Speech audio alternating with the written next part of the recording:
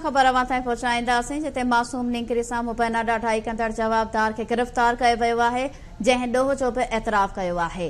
आम ख़बर अवां सां शेयर कयूं पिया। ठारूशा खां मासूम निकिरी सां मुबैना ॾाढाई कंदड़ जवाबदार खे गिरफ़्तार कयो आहे, जॾहिं त जवाबदार ॾोह जो एतराफ़ बि करे वरितो आहे। पुलिस जो चवणु आहे त दलीपोटा पुलिस जवाबदार सत्तार सोलंकी खे गिरफ़्तार करे लॉकअप करे छॾियो आहे। जवाबदार ॾोह जो एतराफ़ करे वरितो आहे।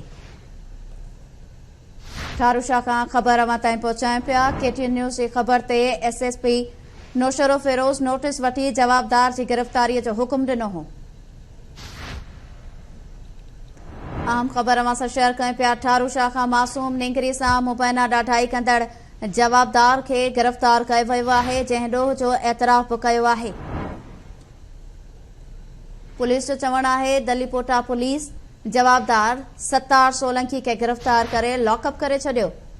जवाबदार ॾोह जो एतराफ़ बि करे वरितो आहे।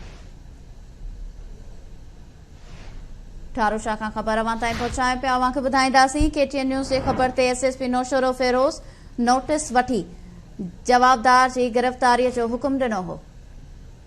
वधीक तफ़सील मालूम कंदासीं। लाइन ते मौजूद आहे DM सुमरो। GDM, छा तफ़सील आहिनि? जवाबदार खे गिरफ़्तार कयो वियो आहे। हाँ जी बिल्कुल रोशनी। ठारूशा भरिसां ॻोठ ठट सोलंगी में 11 साला मासूम यतीम नीगरी जी आहे दिलकश सोलंगी, उन सां मुबैना तौर जिनसी ॾाढाई वारे मामले जो KTN न्यूज़ ते ख़बरूं हलण बैदि SSP नोटिस वरितो, जंहिं बैदि अॼु दलीपोटा ऐं ठारूशा पुलिस मुख़्तलिफ़ जॻहियुनि ते छापा हणी ऐं जवाबदार जेको आहे सत्तार सोलंगी हुनखे गिरफ़्तार करे वरितो आहे। जॾहिं त जवाबदार सत्तार सोलंगी जेको आहे उन ॾोह जो पिणु एतराफ़ कयो आहे।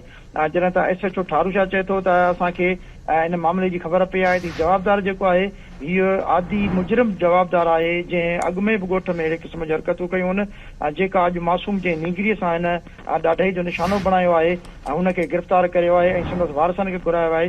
उनजे मथां हींअर केस दाख़िल थी रहियो आहे। जी रोशनी। वॾी महिरबानी नाज़िम। ठारूशा खां DM सुमरो तफ़सील ॾिना आहिनि।